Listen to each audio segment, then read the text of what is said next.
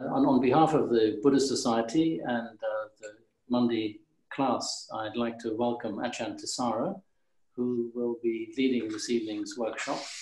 The format will be as in previous ones, which some of you may be familiar with. But before I go into the details of the day, I'd like to just read a few words about Ajahn Tisara, a short bio. She was born in England in the late 60s and grew up in Belgium. Up until her 30s, she lived an independent and rather hedonistic life, so familiar with what lay people are familiar with. Eventually, life's disappointments and a bereavement made her take stock and make more of a buried but ever-present wish for contemplation. She encountered the Buddha's teachings in 2002, notably through Bhante Bodhidhamma, with whom she did periodic intensive retreats from 2003 to 2005, and to whom she will always be grateful for his guidance and good humor. A heart wish to live as a monastic came about at this time, and in autumn 2005, she left work and life in London to find a place of practice, initially traveling in Southeast Asia. Events conspired to bring her to the community of sīladhārā in the UK, where she took anagārikā precepts in November 2006, and the sīladhāra pabbajjā, or ordination, in March 2010, with Luang Por Sumedho as her preceptor. She was Sister Tisārā until the last year, and now is Ajahn Tisara, which qualifies her as a title in recognition of her teaching role. So I'd like to really warmly welcome Ajahn Tisara. Thank you very much for coming and joining us. Its numbers always shoot up when we have a monastic from Amaravati or Milton, so it's really great to have you. The evening itself will have the same format. We'll do the dedication of offerings in English and in Pali, and Marlon, who is one of the co-hosts organizing in the background, will put the text up on screen so we can all join in. We will remain muted during the chanting, apart from Imogen, who will be responding on our behalf wherever there is a chant and response. We found that if people all chant together at the same time, it creates a cacophony of noise, which sounds absolutely awful. If we have just one voice, it's nice and clear. We will then have a short period of meditation led by Ajahn Tisara, who will guide it. And then we will do the 5 subjects of frequent recollection, and we'll have a question and answer session. So a nice varied evening of interaction. So Ajahn, I'd like to hand over to you. And again, welcome. Good to see you. Okay, thank you, Nick. That's very. So I'm sitting in my room actually in the monastery, and it's a very beautiful evening. So I hope you're all well, and I will do my best to guide you through some meditation and offer some reflections, we'll just see where it goes. It's so we'll start with the puja, and the text is now up on the screen. We'll do it in Pali and in English. So this is a dedication of offerings. It's the opportunity to reflect on what is beautiful and good, in particular, as sort of symbolized by the Buddha Dhamma Sangha, and to reflect also on the qualities of sort of gratitude, on the qualities of upekkha. So that's just the Buddha Dhamma Sangha represents also, what is beautiful, and also just the order of things, the natural order of things. The natural order of things is not something that can be, it's something that you flow with, it's something which you live. And so it's a good reflection on this lack of control over external events, as we all know, and how that does not need to be frightening. So it's recollecting these qualities of the Buddha Dhamma Sangha, and then we will take precepts, which is also bringing to mind one's own good heart and one's wish to live in a good way. Candle and incense on my shrine, and then we can do the chanting. Yes. I'll just mention, Marlon, we're doing a dedication of offerings on page 2, which has both the Pali and the English.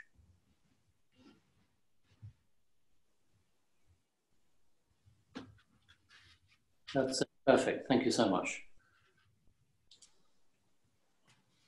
So if you wish, you can do the bowing and chanting in front of your shrine or in front of the screen, depending on what works best for everybody.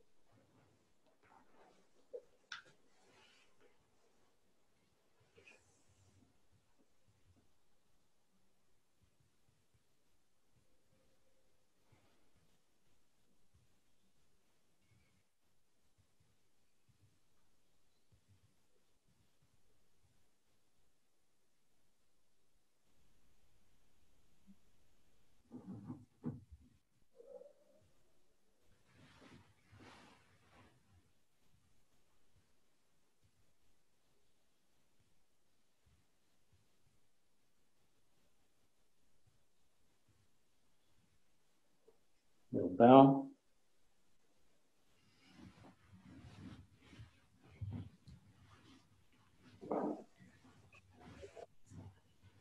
Do the chanting in Pali and English. Yeah. Yoso bhagava arahang samma sambuddho, to the Blessed One, the Lord, who fully attained perfect enlightenment. Swagato yena bhagavata dhammo, to the teaching which he expounded so well. Supatipanno yasa bhagavato sāvaka sangho, and to the Blessed One's disciples who have practiced well. Dhammayang bhagavantang sadhammang sasangang, to these the Buddha, the Dhamma, and the Sangha. Imme hi sakare hi atarahang aropite hi abhipujayama. We render with offerings of rightful homage. Sadhu no bante bhagawa suchira parini bhutopi. It is well for us that the Blessed One, having attained liberation, Pachima Janata Nukampamanasa, still had compassion for later generations. Imme sakare tu gatapana karabute patiganhatu. May these simple offerings be accepted. Amhakang digaratang hitaya sukhaya, for our long-lasting benefit and for the happiness it gives us. Arahang Samma Sambuddho Bhagawa, the Lord, the perfectly enlightened and blessed One. Buddhang Bhagavantang Abhivademi, I render homage to the Buddha, the Blessed One.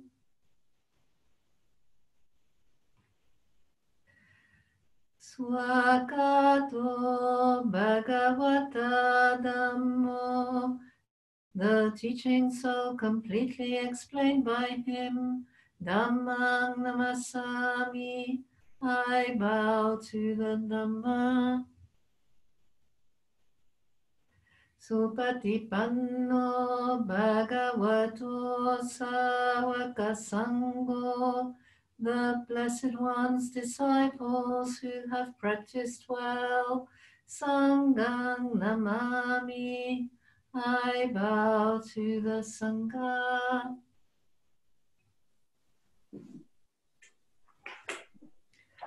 Annoyang Buddhassa Bhagavato Pubabhaganamakarang Karomase. Namo Tassa Bhagavato Arahato Samma Sambuddhassa. Namo Tassa Bhagavato Arahato Samma Sambuddhassa. Namo Tassa Bhagavato Arahato Samma Sambuddhassa. Homage to the blessed, noble, and perfectly enlightened one. Homage to the blessed, noble, and perfectly enlightened one. Homage to the blessed, noble, and perfectly enlightened.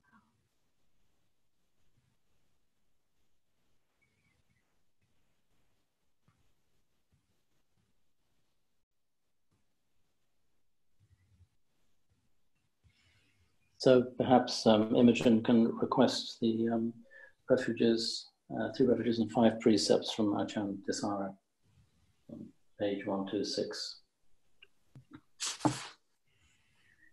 Mayam ae Tisārā nena saha pancha silani yachama.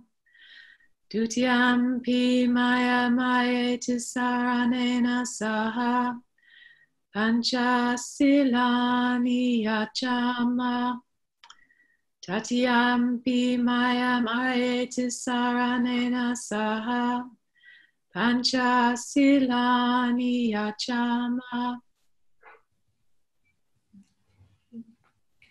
So this is the opportunity for you to determine the refuges and precepts for yourself. So to bring them to mind, to remember the kind of preciousness of these refuges and the sort of the real value of peace of mind, which comes from sort of reflecting on these refuges, reflecting on the precepts, and trying to keep them as best one can, and having the intention to keep them as best one can. This is something very, very precious, and a great support for everyone. So this is the opportunity to actually remember this and bring this to mind and really let it settle in. So, Namo Tassa Bhagavato Arahato Samma Sambuddhassa. Namo Tassa Bhagavato Arahato Samma Sambuddhassa. Namo Tassa Bhagavato Arahato Samma Sambuddhassa. Namo Tassa Bhagavato Arahato Samma Sambuddhassa. Namo Tassa Bhagavato Arahato Samma Sambuddhassa. Namo Tassa Bhagavato Arahato Samma Sambuddhassa. Buddhaṃ saranam gacchāmi. Buddhaṃ saranam gacchāmi. Dhammam saranam gacchāmi. Dhammam saranam gacchāmi. Sangham saranam gacchāmi. Sangham saranam gacchāmi. Dutiyampi Buddhang Saranang Gacchami. Dutiyampi Buddham Saranam Gacchami. Dutiyampi Dhammang Saranang Gacchami. Dutiyampi Dhammam Saranam Gacchami. Dutiyampi Sanghang Saranang Gacchami. Dutiyampi Sangham Saranam Gacchami. Tatiyampi Buddhang Saranang Gacchami. Tatiyampi Buddham Saranam Gacchami. Tatiyampi Dhammang Saranang Gacchami. Tatiyampi Dhammam Saranam Gacchami. Tatiyampi Sanghang Saranang Gacchami. Tatiyampi Sangham Saranam Gacchami. Tisārā Gavanani Titang.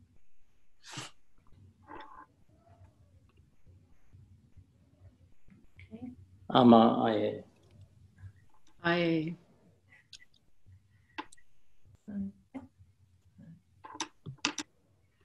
Panatipata Veramani Sikapadang Samadhiyami.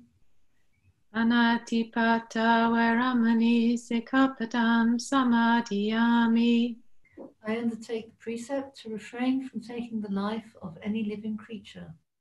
I undertake the precept to refrain from taking the life of any living creature. Adinadana Veramani Sikapadang Samadhiyami. Adinadana Veramani Sikapadam Samadhiyami. I undertake the precepts to refrain from taking that which is not given. I undertake the precept to refrain from taking that which is not given. Kame sumichachara veramani sikapadang samadhiyami. Kame sumachachara veramani sikapadam samadhiyami. I undertake the precept to refrain from sexual misconduct. I undertake the precept to refrain from sexual misconduct.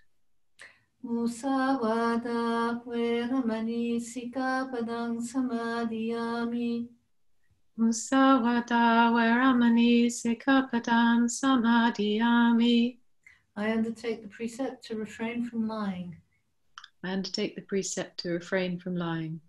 Sura meraya majapamadatana veramani sikapadang samadhiyami. Sura meraya maja pamadatana veramani sikapadam samadhiyami. I undertake the precept to refrain from consuming intoxicating drink and drugs which lead to carelessness. I undertake the precept to refrain from consuming intoxicating drink and drugs which lead to carelessness.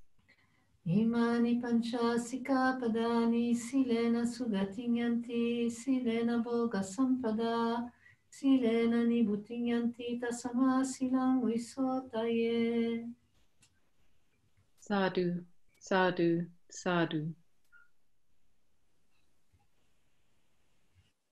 That completes the 5 refuges and 3 refuges and 5 precepts. It's so we've kind of in terms of the workshop, the process we go through, we've established the base, the kind of foundation for, hopefully a quieter mind, which can then be used.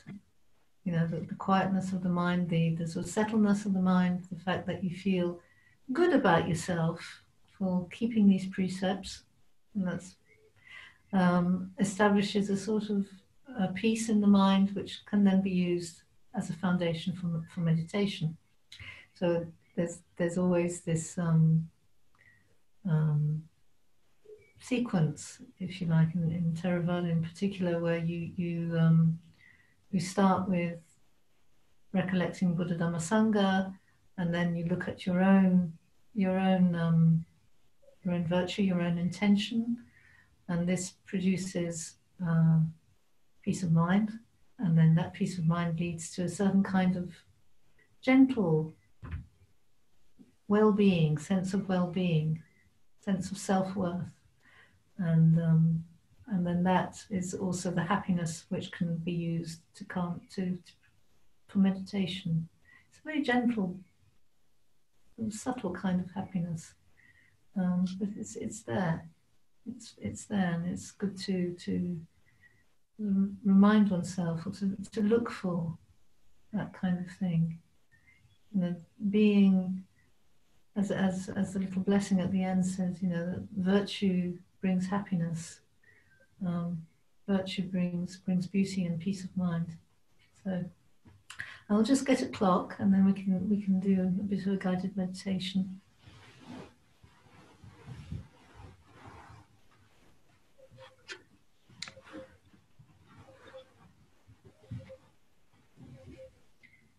So, if you can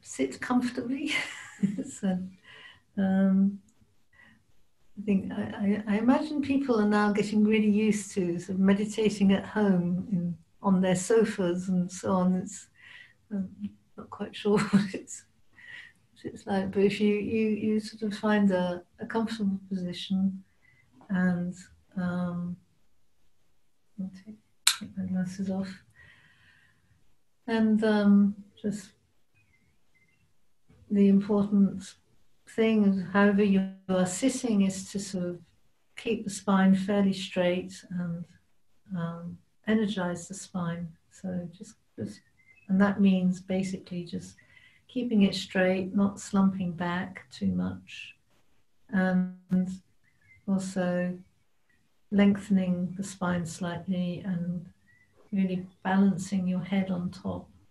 So you have this sort of combination of alertness. The spine is energized, and then the rest of the body just goes down around it. And that produces a very nice combination of alertness and bodily relaxation. If you can try and find something which could feel like that, and just feel that out for a little bit. And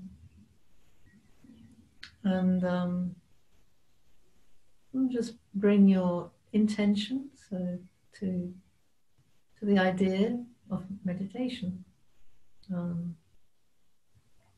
or formal meditation, doing a little bit of focused practice. As meditation is something we can do anytime, anywhere, anytime you are awake, anytime you can meditate. Your entire day can be about meditation. So this is really, it's a formal practice. It's like it's more about really focusing, developing certain mind qualities for a short while. So to do with focus, to do with awareness, to do with just peacefulness, clarity, these kinds of things. So if you find kind of alert position and just really settle into it. If you wish to, you can close your eyes.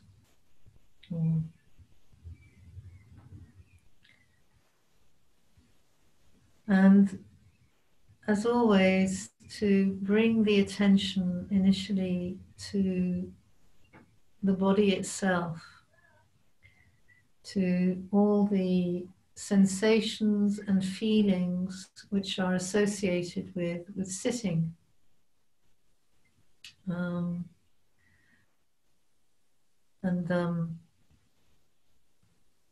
Doing so in a quite general way to start with. So there's this body, and if you have any number of experiences with this body, heat, pressure, sense of shape, perhaps, sense of mass, volume, a sense of aches and pains, a sense of being present in space in some way, like a feeling on the floor, the feeling on the cushion, and all of these things together, including the content of the mind, the kind of image, the light, are your experience of the body sitting. And you will notice that your attention moves around this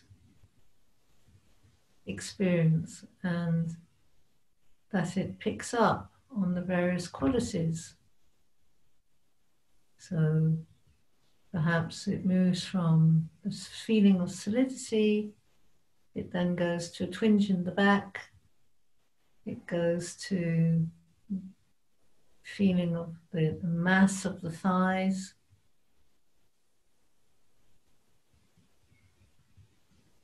the ache in the shoulders, light from the sunshine on the face, and the awareness moves around.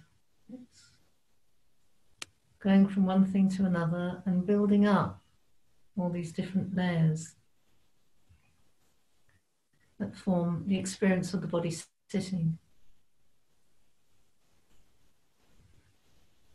And so the first thing, or the first encouragement, is to just relax into that feeling, those sensations, that experience, and allow yourself to explore it, and allow yourself to also, as you explore, as you move around all the various parts, and just let the body really relax around it, and let the mind really relax around. So you may have a feeling of heat, you may have a feeling of pressure, you may have a busy mind, you may have a dull mind, it may feel quite okay.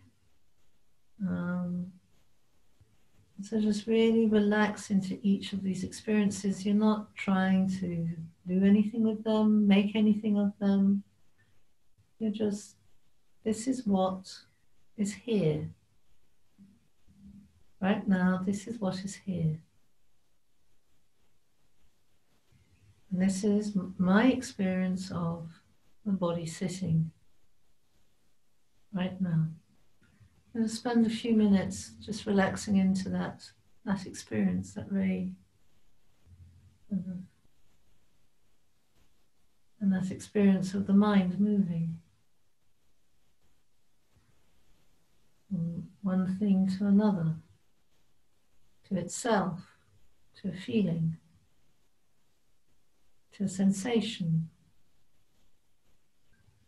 to a pain, to a it moves.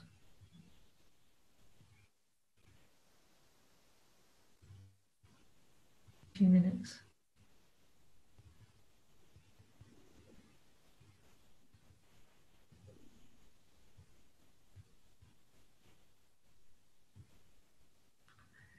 And of course, remember to breathe. Breathe fairly naturally, but just in a very relaxed way. Where's breathing?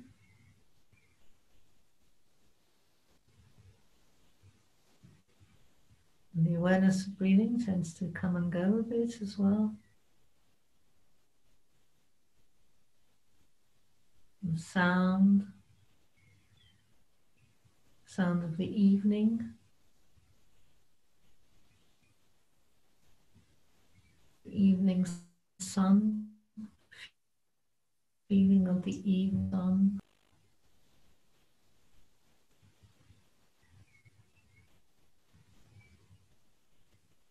All of this is happening in this experience of the body sitting.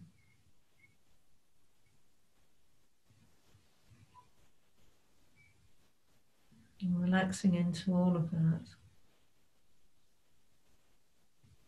Movement, all the variety of experience. And just letting it be.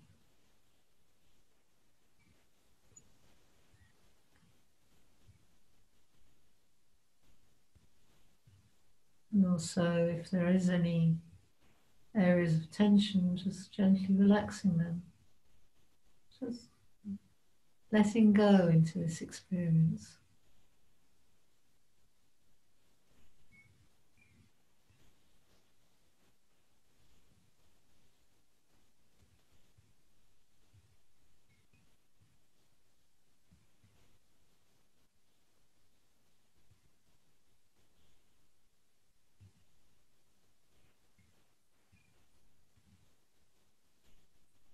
Really just letting the mind move around.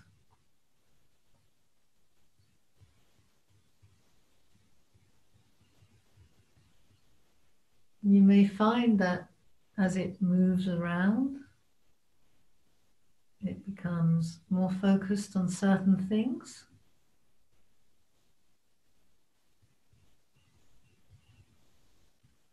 And perhaps things get more simple.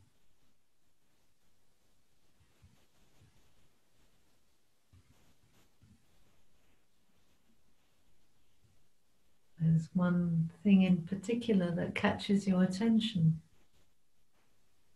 or perhaps not, or perhaps you settle.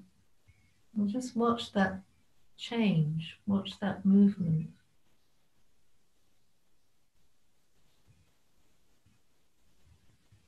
And be aware of it.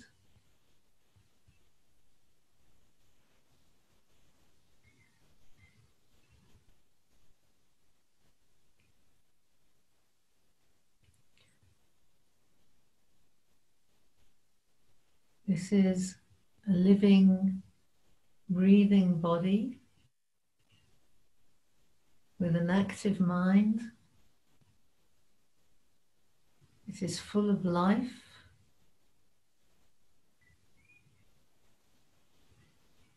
It is full of its own energy. And there it goes, it moves. It takes interest in things.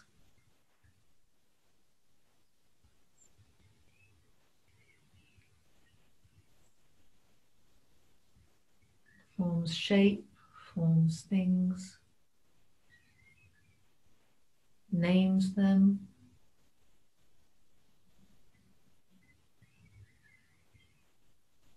Maybe makes them into a story. Or maybe not. Maybe you have many years of experience of meditation and your mind actually settles quite easily into something much more simple, much more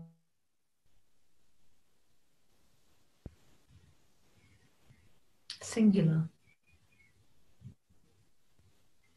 But maybe not.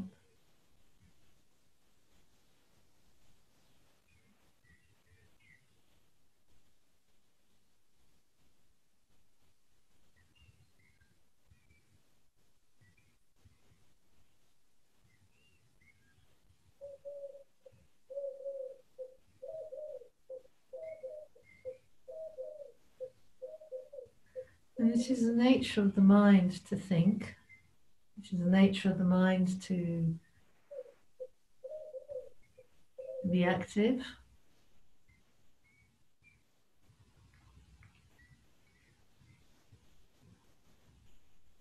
to make sense of, label, knit everything into one big coherent.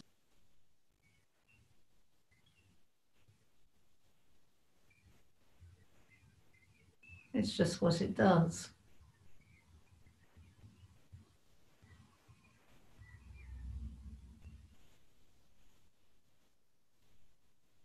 And as you relax into that movement of the awareness around all these different things, often for me anyway, is they become more distant.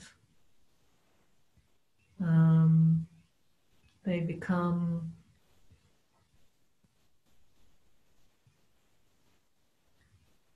just one of many things.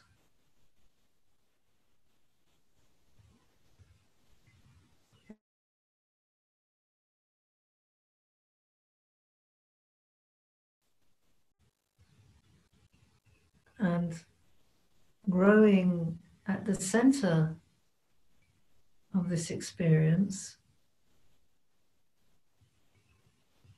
is awareness itself. There's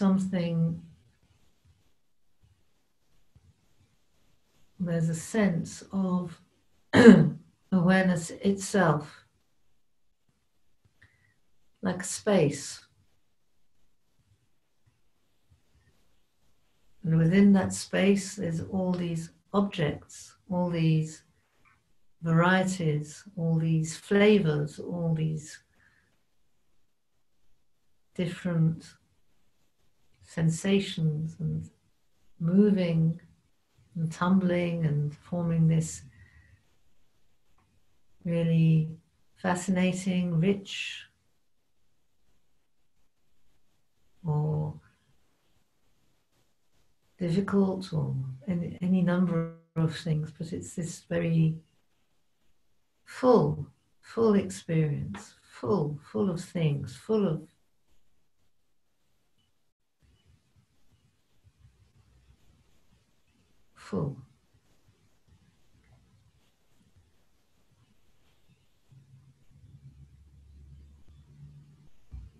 And this is all happening in something which is not moving. Awareness itself does not move with the object.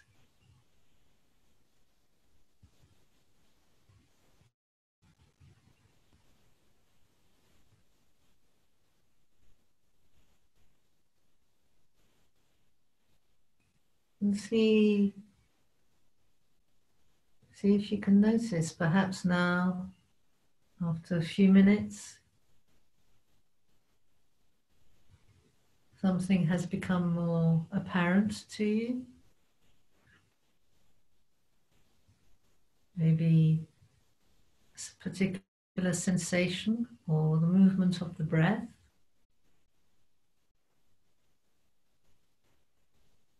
I'm going to focus on the feeling of my hands resting on my knees.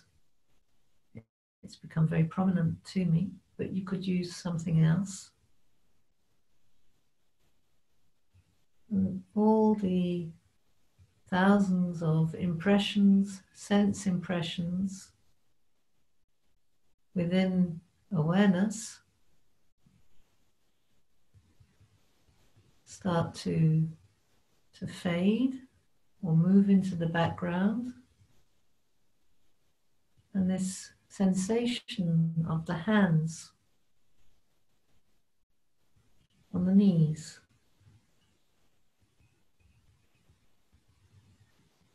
that particular experience takes over.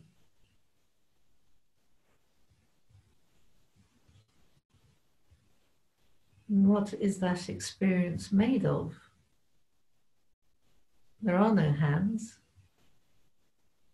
There are no knees. What is felt is warmth. What is felt is texture. shape.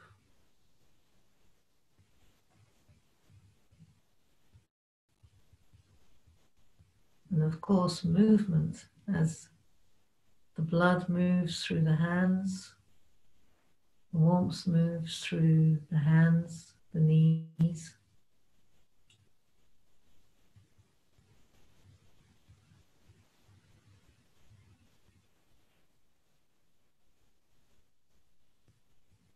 And all the tingling, having a sentient body.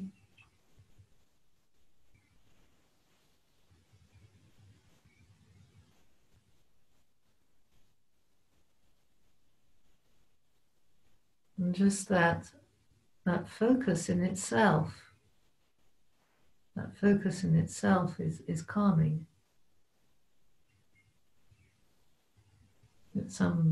It happens naturally.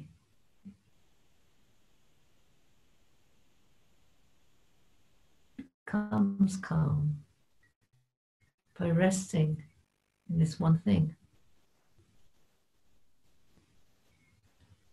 Awareness of the hands, the heat,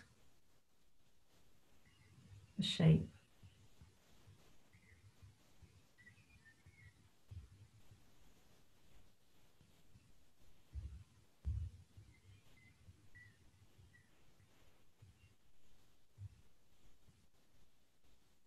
You're moving between all the layers.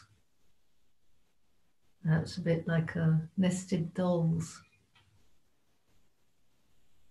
External to internal. Movement to stillness.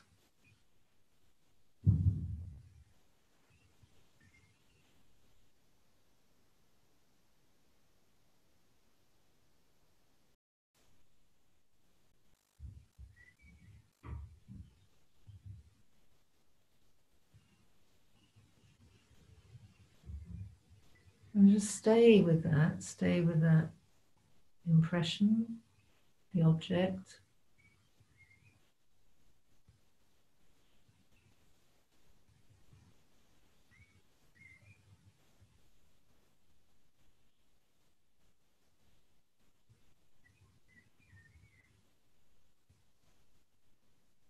Stay with your own experience.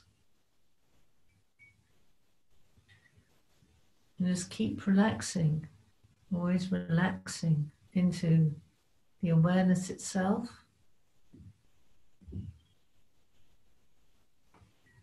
And you'll notice that as you do so,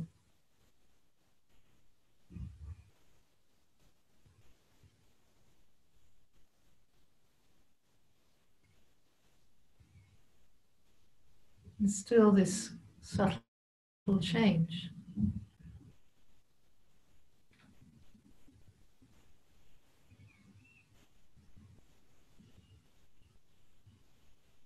The mind relaxes into the most prominent object. It might change to being the breath.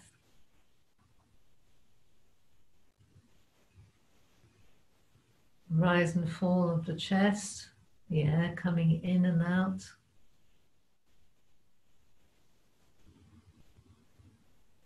It might stay with the hands.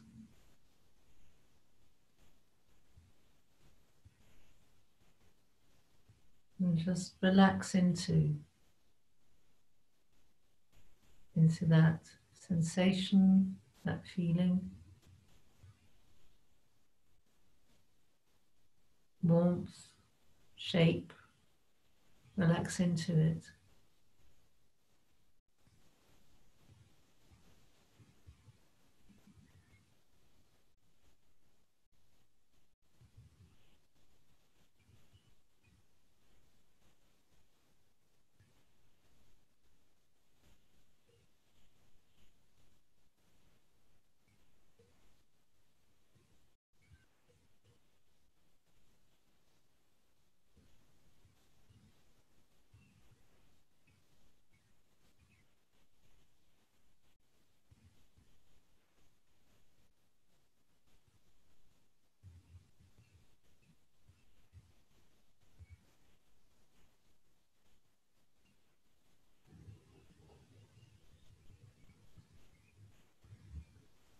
And then the mind moves again. Perhaps it gets distracted.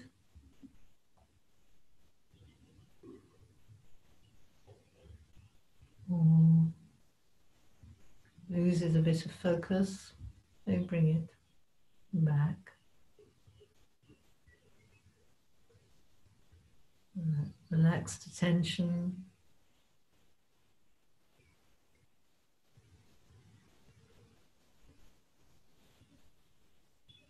Hands, pressure, volume,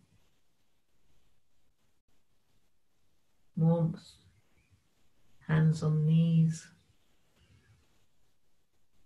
But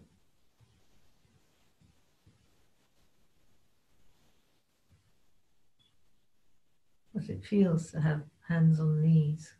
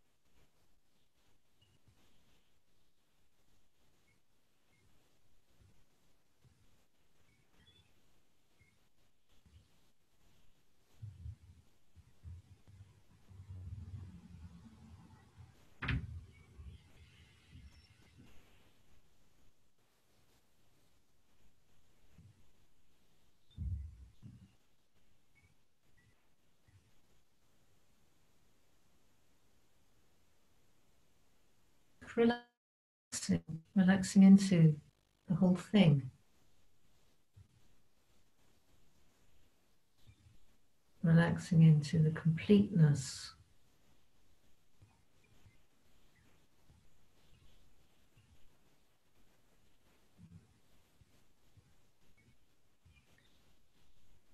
This produces a sense of well-being.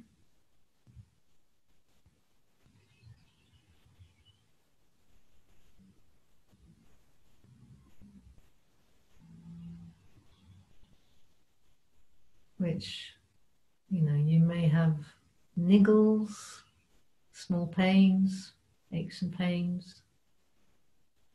And this relaxing into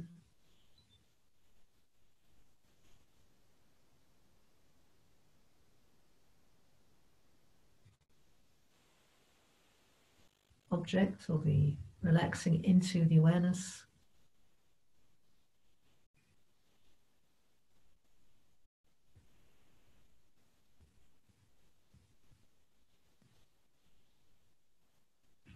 Produces a sense of well-being.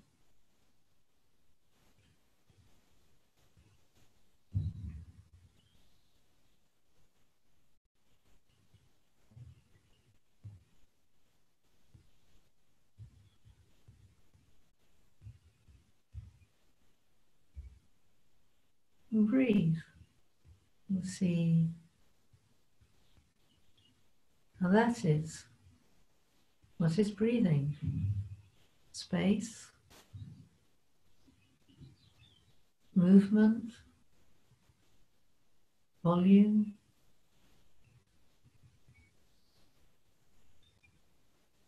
sensation, inner and outer.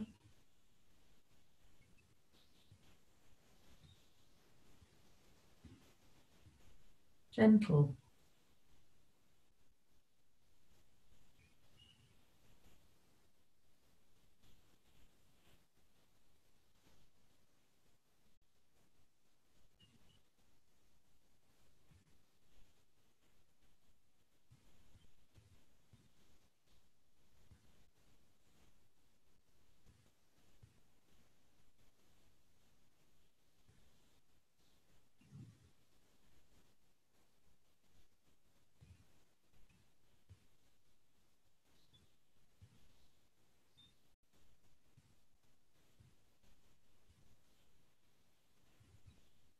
And bringing the mind mind back. Sometimes relaxation can just lead to drift, bringing the mind back.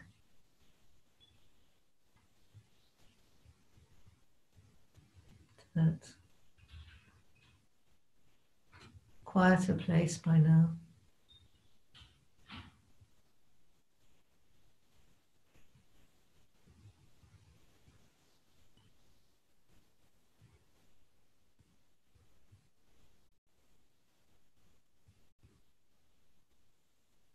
And staying there for the next while.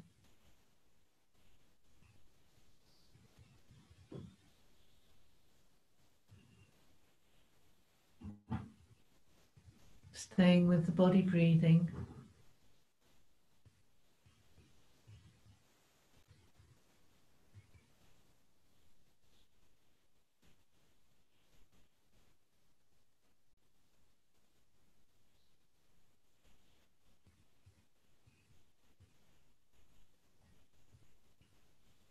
Staying with the quiet center. Quiet center of all the experiences.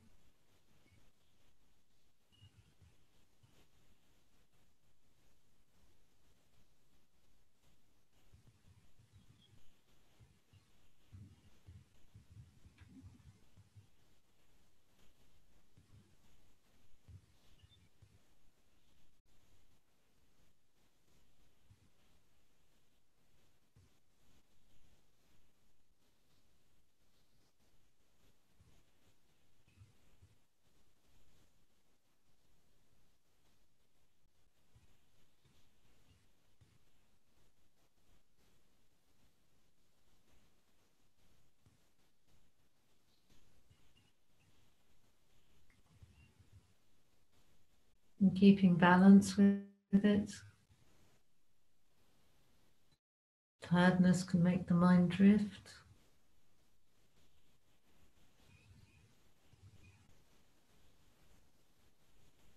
Or energy can make the mind full of thought.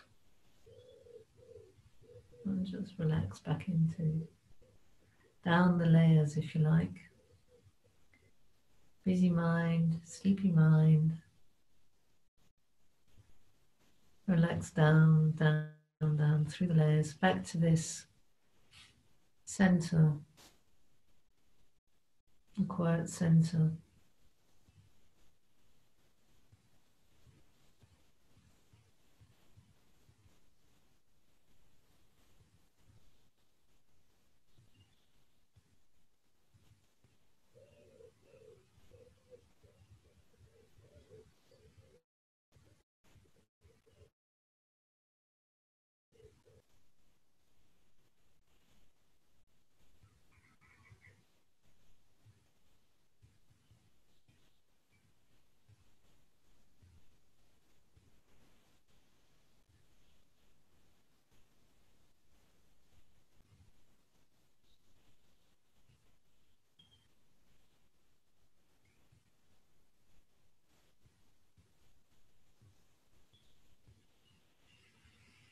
As we come to the end of this particular meditation, I'm thinking of just review, see where you are, and as always, just wish yourself well. Wish yourself well. In whatever way is meaningful to you, either by bringing light into the heart or by repeating some phrase. May I be happy, may I be well. May I be safe and free from harm. May I be free from physical pain. May I be free from mental distress. May I be free from all of my suffering and come to rest in the boundless heart. Just wish yourself well.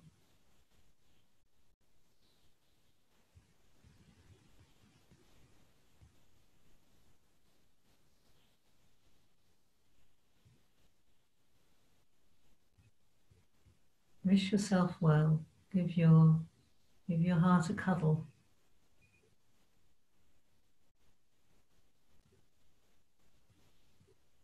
And then bring in others. Maybe the other people in this Zoom meeting, this meditation class. The people I know well, the people I don't know so well in this class.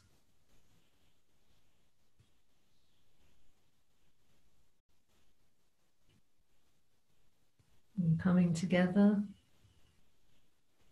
connecting. May you be happy. May you be well. May you be safe and free from harm. May you be free from physical pain. May you be free from mental distress. May you be free from all of your suffering and come to rest in the boundless heart.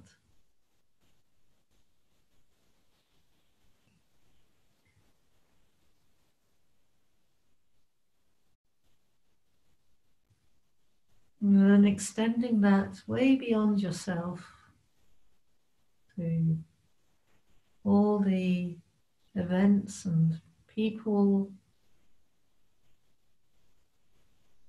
and animals and places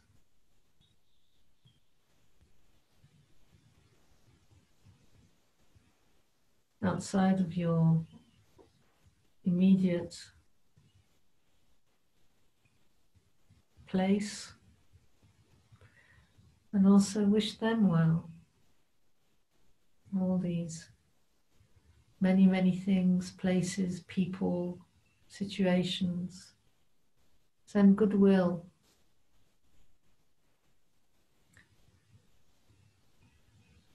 Either by word or by feeling.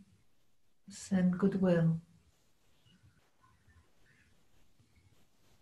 May everyone be happy. May everyone be well. May everyone be safe and free from harm. May all be free from physical pain. May all be free from mental distress. May all be free from all of their suffering and come to rest in the boundless heart.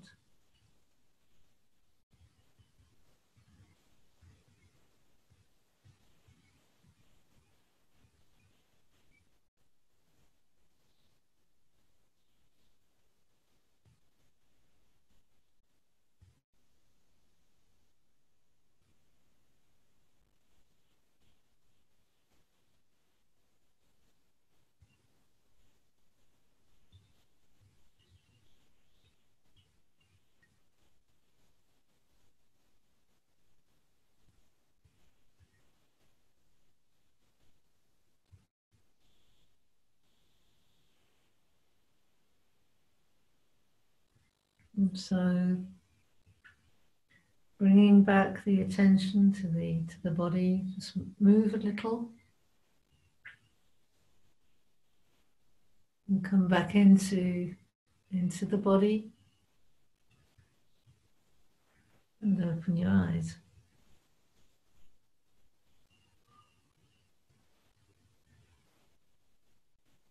So, the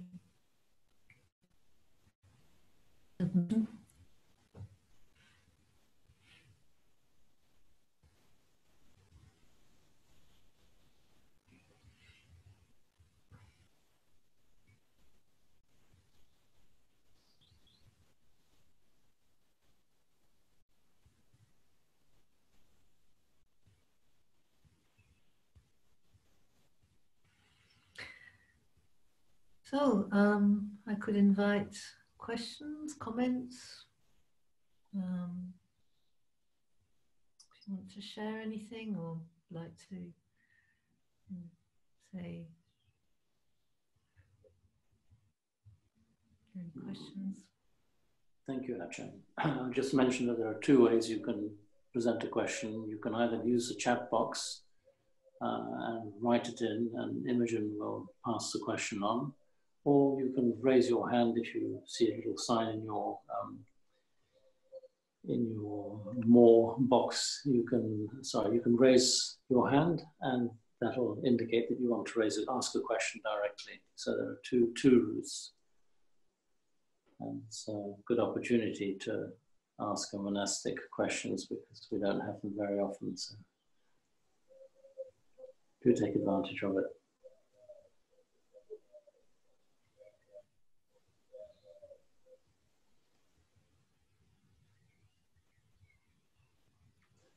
Sister, perhaps I'll start off. I'd be very interested to know how the monastery is doing with the lockdown, with people not coming, how monastic life is organized, and how people are spending their time.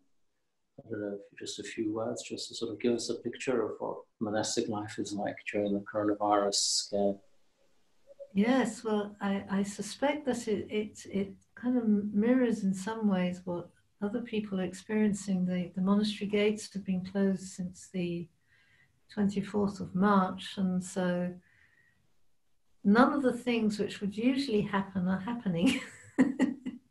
That includes actually the usual Sangha gatherings.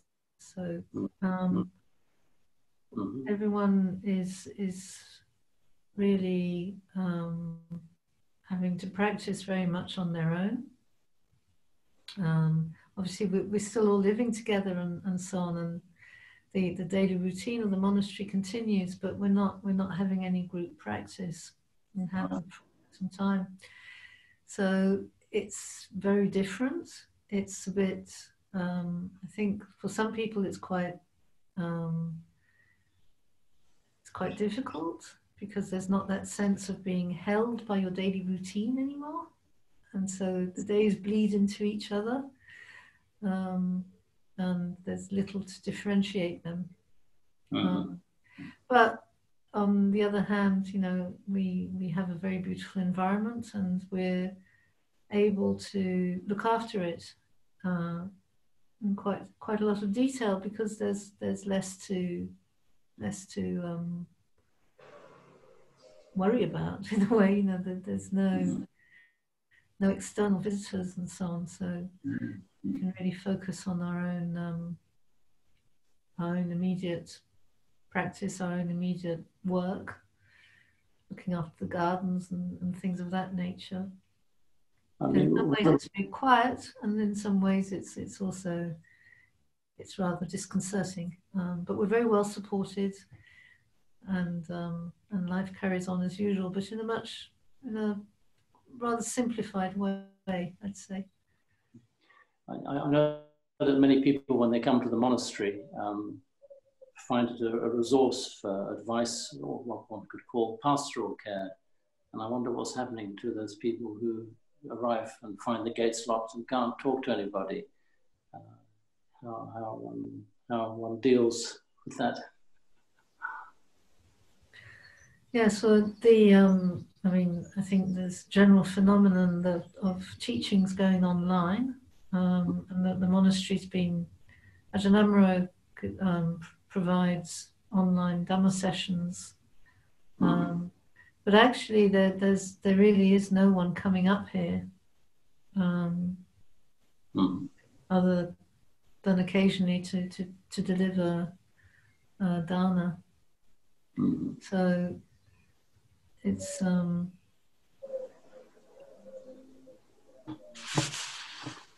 the consumption of things like the Dhamma talks and the audio talks has gone up considerably. So. Good. I'd like to follow up on Ajahn's invitation and suggest that maybe someone else has a question. Invite any more. Yes, I see Gila. If you can unmute yourself. or I can unmute you if I can. Let me just see. Oh yes, please ask your question. Yes, dear. Thank you. Thank you very much, Ajahn, for being here today for us. I'm listening in from Germany. Can you hear me all right? Yes, Yes. I can, yes. I have a question after that wonderful meditation regarding the last bit of it, the metta meditation. Mm-hmm. I find it when I do a complete metta meditation, I find it wonderful, but also very exhausting when I do like 45 minutes of it. Why would that be? What do you think? Am I putting too much into it, or is that just normal? Exhausting. So you feel physically tired or emotionally tired? But physically and drained, emotionally drained as well afterwards. You know, like, yes, emotionally as well. Well, I mean, I'm guessing perhaps, but do you perhaps feel that you're putting too much energy into it? You're trying a bit too hard. Yeah. Because one of the things with metta is that whole, you know, the words and so on generate a kind of a feeling. They generate an actual feeling. Yeah, I've got the feeling that I put out more than I have, really, if you know what I mean. Because you're putting doing metta to yourself first, and then you extend it to other people. Yes. And maybe I don't have enough energy, or well, you know, generate it, or what? I don't know. The thing is, you don't. You know, these are words, and the words are just there to kind of stimulate the process, if you like.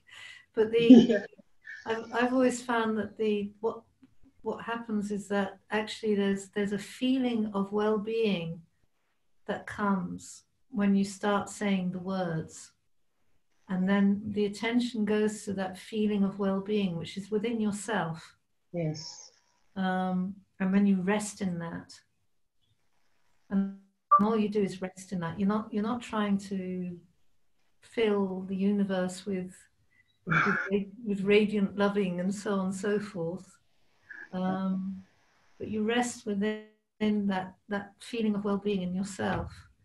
And the more you rest in it, the more it sort of tends to then become prominent. You know, it fills your consciousness, and then becomes radiant.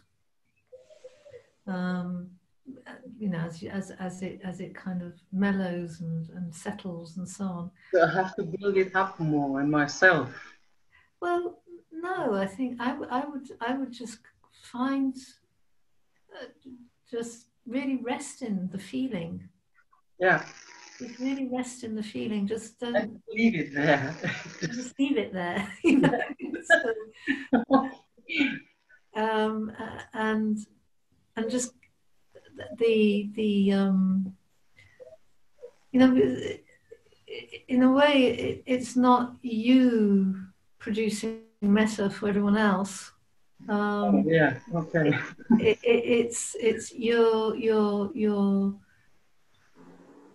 giving your mind a really good rest. I know that contradicts. Yeah. But, you know, you're really trying. You're relaxing into something which is very pleasant, which is a kind of feeling which is very, very sweet. Yes. And by doing that, it then sort of grows and becomes light, or one of many things, you know. And then you just rest in it. You just rest in it. You just enjoy it. Not trying so hard. It's you know, it's just there, and if it's not there, then it's, you know, you can just say the words again, maybe to bring it up, or you can just sit comfortably. Perhaps I don't know if that helps answer the question. I'll try. Thank you very much. It's but I think it's really in many ways, when I was first taught comfortable. It's one of the meditation techniques where really you make yourself comfortable and you really rest in the good feeling that comes from it. You really enjoy it, you savor it, and so on. So maybe if I try to rest in myself more, yes, and just stay there until I get the feeling, and then don't try to extend it, just leave it there. Or, no? Just stay with it, and it will grow by itself. Yeah. Okay. You're not, you know, that whole. I'm doing too much. Yes, by resting into it, by relaxing into it, it will grow by itself. But if you try and grow it, then you're sort of pumping the energy into this big radiant. Come on now, yeah. Okay, yes, I think I understand. Thank you. I'll try that. Yeah, okay. Well, hope it goes well. Imogen, have you had any questions? We have one question, or would Ben like to say it? Can you unmute yourself if you want to? Yeah. Thank you. Hi. Hello. My question was, how important is vegetarianism? I think, well, in Buddhism generally. I suppose, like your view on it. My view on it. Well. Like, is it? Yeah, just your view on it. Yeah, I mean, I don't think it's an essential part of the practice, and I mean, it's not something that, for example, monastics have to be. Well, certainly in our tradition, we don't have to be vegetarian. You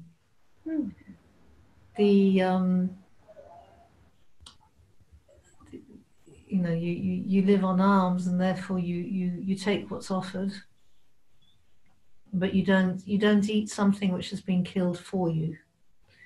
So it's a slightly different attitude, I suppose. So I think it's really, in a way, it's down to what is supportive for you. There's many advantages to vegetarianism, and certainly the kind of food industry is such that the suffering of the animals which are raised for meat is tremendous. So anything that can reduce that suffering is worthwhile trying. But in terms of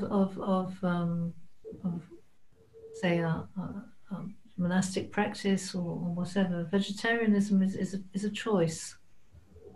So it's something you can pursue if you wish to.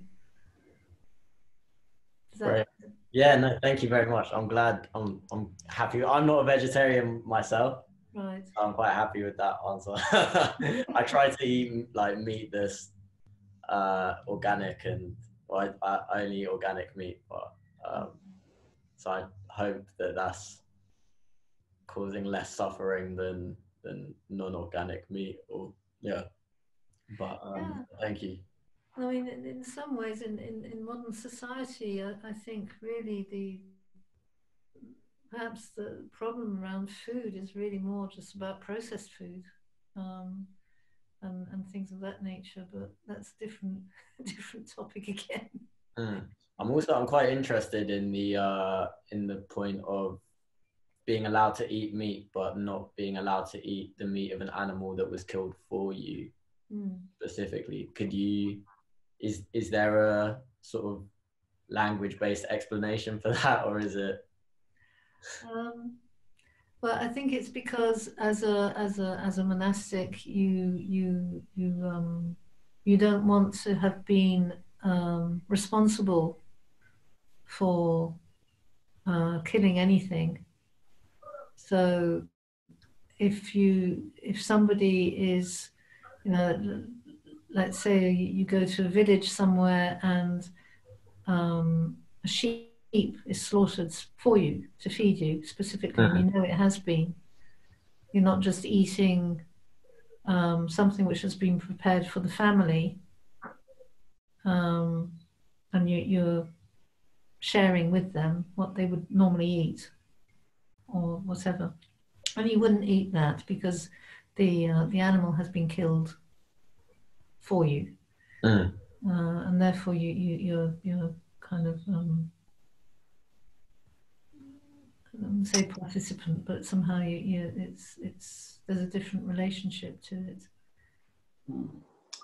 And is the reason, what is the reason for not being involved, wanting, like, obviously I can imagine some, but what is the reason for not wanting to be involved in the killing of an animal? Because of the precept about not killing. No, I'm just wondering, like, what is the what is the reason for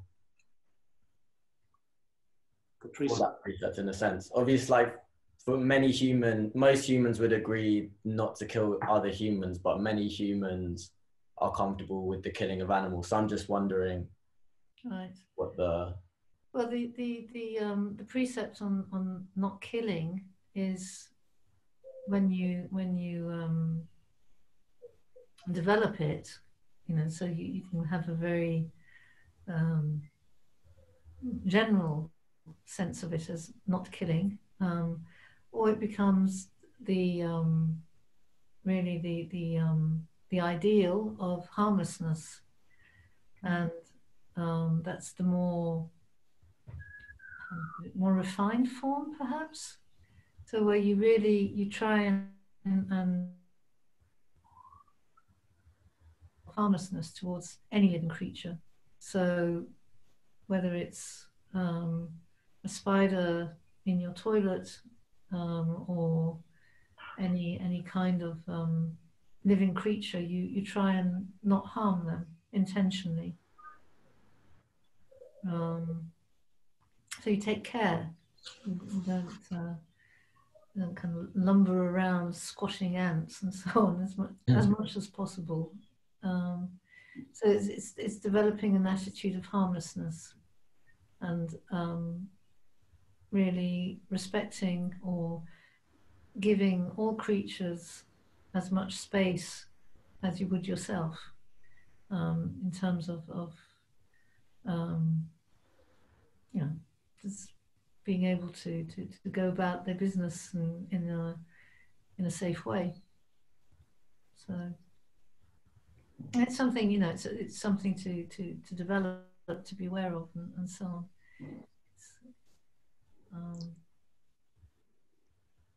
Thank you, Ajahn. Thank you. Thank you. Thank you for the question. I'd like to ask how you want to work with time. It's about 6 minutes to 8 at the moment. This time has flown by through the meditation and the question and answer session. Do you want to take any more questions if there are any, or do you want to? Yes, if there's another question, I'd be happy to answer some. Is there anybody? It's Imogen, anybody written a text? No. Okay. Okay. No? Okay. Well, maybe we could finish with the chant then. I was going to do the reflection on 5 subjects for frequent recollection, but actually it might be nice to do the the reflection on universal well-being. Sure. Trying to find the page for that.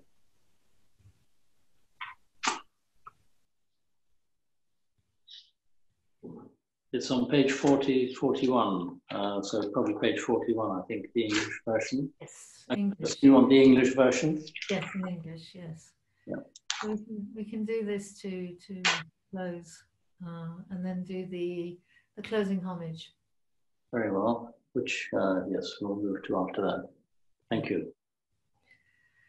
So if everybody mute themselves, I'm sorry, I just want to make sure everybody mutes themselves so we don't override your chant. Thank you. Now let us chant the reflections on universal well-being.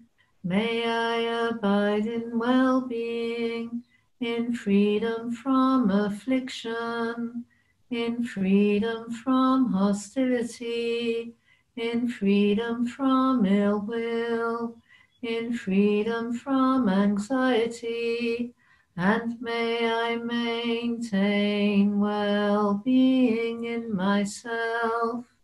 May everyone abide in well-being, in freedom from hostility, in freedom from ill will, in freedom from anxiety, and may they maintain well-being in themselves. May all beings be released from all suffering, and may they not be parted from the good fortune they have attained. When they act upon intention, all beings are the owners of their action and inherit its results. Their future is born from such action, companion to such action, and its results will be their home. All actions with intention, be they skillful or harmful, of such acts they will be the heirs. If we do the closing homage, and before we do that, I'd just like to say thank you to everybody who participated in this session. I hope you found it supportive and helpful. Well, thank you very much for coming, and well. we look forward to your next visit. Okay, so we do the closing homage in English. Right. Right. The Lord, the perfectly enlightened and blessed one, I render homage to the Buddha, the blessed one. The teaching so completely explained by him, I bow to the Dhamma.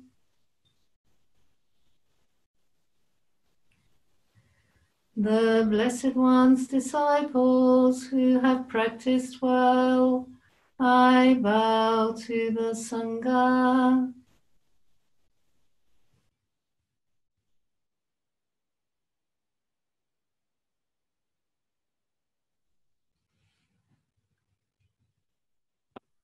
Thank you very much. Thank you.